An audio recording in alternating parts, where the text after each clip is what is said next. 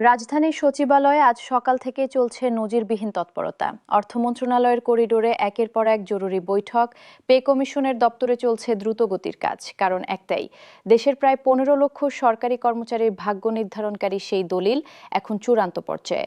নবম জাতীয় পে স্কেলের প্রতিবেদন হাতে নিয়ে আজ বিকেলেই প্রধান উপদেষ্টার সাথে দেখা করবেন পে কমিশনের চেয়ারম্যান। গত 1.5 বছর ধরে যে অপেক্ষা, যে অনিশ্চয়তা তাড়া করে ফিরছিল প্রতিটি সরকারি কর্মচারীকে, আজকের এই দিনটি সেই অপেক্ষার অবসান ঘটাতে পারে। সূত্র নিশ্চিত করেছে, প্রতিবেদনে এমন কিছু সুপারিশ রয়েছে যা আগের যে কোনো পে স্কেলকে ছাড়িয়ে যাবে। শুধু বেতন বৃদ্ধি নয়, কর্মচারীদের সার্বিক কল্যাণে নেওয়া হয়েছে যুগোপযোগী সিদ্ধান্ত। প্রথমেই আসা যাক মূল বেতনের প্রশ্নে। পে কমিশনের প্রাথমিক সুপারিশ অনুযায়ী 20তম গ্রেডের একজন কর্মচারী, যিনি সবচেয়ে নিচের স্তরে রয়েছেন, তার মূল বেতন শুরু হবে 20,250 টাকা থেকে। বর্তমানে যেখানে এই বেতন মাত্র 8,500 টাকা, সেখানে এই বৃদ্ধি প্রায় 138%। একজন চতুর্থ শ্রেণীর কর্মচারী চাকরিতে যোগ দিয়েই পাবেন 20,000 টাকার বেশি মূল বেতন।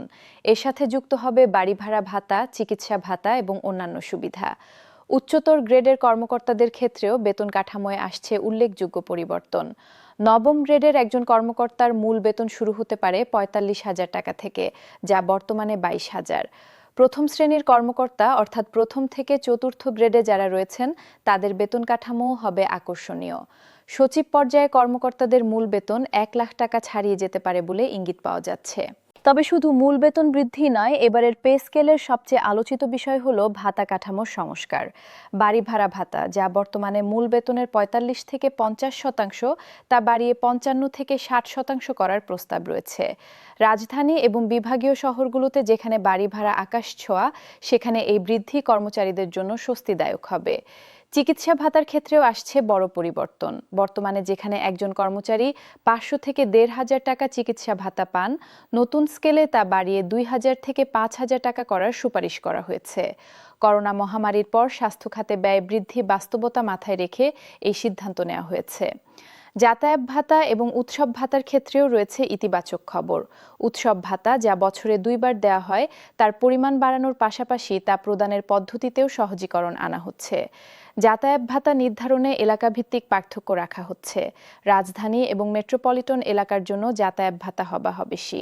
পে স্কেলের সবচেয়ে মানবিক দিক হলো পেনশন এবং অবসর সুবিধা সংস্কার। যারা ইতিমধ্যে অবসরে গেছেন, তাদের পেনশনও নতুন স্কেলের আলোকে পুনর্নির্ধারণ করা হবে। এটি আগের কোনো পে স্কেলে এত ব্যাপকভাবে করা হয়নি। একজন অবসরপ্রাপ্ত কর্মচারী যিনি এখন 10,000 টাকা পেনশন পান, নতুন হিসাবে তিনি পেতে পারেন 15 থেকে 18,000 টাকা। গ্র্যাচুইটি এবং প্রভিডেন্ট ফান্ডের ক্ষেত্রেও নতুন সুবিধা যুক্ত হচ্ছে। যারা 25 বছর চাকরি করে অবসর নেবেন, তাদের গ্র্যাচুইটির হিসাব পদ্ধতি সহজ এবং লাভজনক করা হচ্ছে। সরকারি প্রভিডেন্ট ফান্ডে সরকারের অবদান বাড়ানোর প্রস্তাবও রয়েছে প্রতিবেদনে। বিশেষ ভাতার ক্ষেত্রেও এসেছে নতুনত্ব। দুর্গম এলাকায় কর্মরত কর্মকর্তা কর্মচারীদের জন্য বিশেষ ভাতা বাড়ানো হচ্ছে। পার্বত্য জেলা, হাওর অঞ্চল, চর এলাকায় এবং উপকূলীয় এলাকায় যারা দায়িত্ব পালন করছেন, তাদের জন্য দুর্গম ভাতা হবে মূল বেতনের 15 থেকে 25%। এটি কর্মকর্তাদের দুর্গম এলাকায় যেতে উৎসাহিত করবে। শিক্ষা ভাতা এবং সন্তানদের জন্য বিশেষ সুবিধাও বৃদ্ধি পাচ্ছে। একজন কর্মচারীর সন্তানদের শিক্ষার জন্য যে ভাতা দেওয়া হয়, তা দ্বিগুণের বেশি বাড়ানোর প্রস্তাব রয়েছে। বিশেষ করে প্রতিবন্ধী সন্তান থাকলে অতিরিক্ত ভাতার ব্যবস্থা রাখা হচ্ছে। মাতৃত্বকালীন ছুটি এবং সুবিধাও বাড়ছে। মহিলা কর্মচারীদের মাতৃত্বকালীন ছুটি 6 মাস থেকে বাড়িয়ে 8 মাস করার সুপারিশ করা হয়েছে। এই সময়ে তারা পূর্ণ বেতন এবং ভাতা পাবেন। পিতৃত্বকালীন ছুটিও বাড়িয়ে 15 দিন করা হচ্ছে। প্রশিক্ষণ ভাতা এবং বৈদেশিক ভ্রমণ ভাতার ক্ষেত্রেও রয়েছে পরিবর্তন। দেশের বাইরে প্রশিক্ষণে যাওয়া কর্মকর্তাদের দৈনিক ভাতা বাড়ানো হচ্ছে। দেশের ভেতরে প্রশিক্ষণের জন্য পর্যাপ্ত ভাতার ব্যবস্থা রাখা হয়েছে। অফিস সময়ের পরে অতিরিক্ত কাজ করলে ওভারটাইম ভাতা আরও আকর্ষণীয় করা হচ্ছে। বিশেষ করে নিরাপত্তা বাহিনী, স্বাস্থ্যকর্মী এবং জরুরি সেবায় নিয়োজিত কর্মীদের ওভারটাইম ভাতা দ্বিগুণ করার প্রস্তাব রয়েছে। পদোন্নতির ক্ষেত্রেও নতুন নীতিমালা আসছে। একজন কর্মচারী পদোন্নতি পেলে তার বেতন স্কেল পরিবর্তনের পাশাপাশি এককালীন পদোন্নতি ভাতা দেওয়ার ব্যবস্থা রাখা হচ্ছে। এটি কর্মীদের কর্মদক্ষতা বাড়াতে উৎসাহিত করবে। আবাসন সুবিধার ক্ষেত্রেও চিন্তাভাবনা করা হয়েছে। যেসব কর্মচারী সরকারি আবাসন পান না তাদের জন্য আবাসন ঋণের সুদের হার কমিয়ে আনা হচ্ছে। দীর্ঘমেয়াদী আবাসন ঋণের ব্যবস্থা সহজ করা হবে। তথ্য প্রযুক্তি খাতে কর্মরতদের জন্য বিশেষ প্রণোদনা যুক্ত হচ্ছে। ডিজিটাল বাংলাদেশ বিনির্মাণে যারা সরাসরি জড়িত তাদের জন্য আইটি ভাতা নতুনভাবে নির্ধারণ করা হচ্ছে। গবেষণা এবং উদ্ভাবনে উৎসাহ দিতে নতুন ভাতা চালু হচ্ছে। যেসব কর্মকর্তা গবেষণামূলক কাজে অবদান রাখবেন তাদের জন্য বিশেষ গবেষণা ভাতার ব্যবস্থা রাখা হয়েছে। অর্থ মন্ত্রণালয়ের সূত্র জানাচ্ছে, নতুন পে স্কেল বাস্তবায়নে সরকারের বার্ষিক ব্যয় বাড়বে প্রায় 25 থেকে 30,000 করোড় টাকা। তবে এই ব্যয় বহনে সরকার প্রস্তুত রয়েছে, কারণ সরকারি কর্মচারীরাই রাষ্ট্র পরিচালনার মেরুদণ্ড।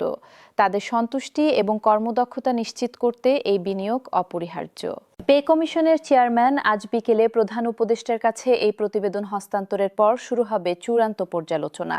অর্থনৈতিক বিশ্লেষকরা মনে করছেন, সরকার দ্রুত এই প্রতিবেদন অনুমোদন দিয়ে আগামী মাসের মধ্যেই গ্যাজেট প্রকাশ করতে পারে। নতুন পে স্কেল কার্যকর হলে তা শুধু সরকারি কর্মচারীদেরই উপকৃত করবে না, গোটা অর্থনীতিতে ইতিবাচক প্রভাব ফেলবে। ক্রয় ক্ষমতা বৃদ্ধি পাবে, বাজারে চাহিদা বাড়বে, ব্যবসা বাণিজ্য চাঙ্গা হবে। দেশের মধ্যবিত্ত শ্রেণীর আকার বৃদ্ধি পাবে, যা টেকসই উন্নয়নের জন্য অপরিহার্য। 15 লক্ষ সরকারি কর্মচারী এবং তাদের পরিবার এখন অধীর আগ্রহে তাকিয়ে আছে সরকারের চূড়ান্ত ঘোষণার দিকে। দীর্ঘ প্রতীক্ষার অবসান ঘটিয়ে খুব শীঘ্রই আসতে পারে সেই কাঙ্ক্ষিত সুসংবাদ।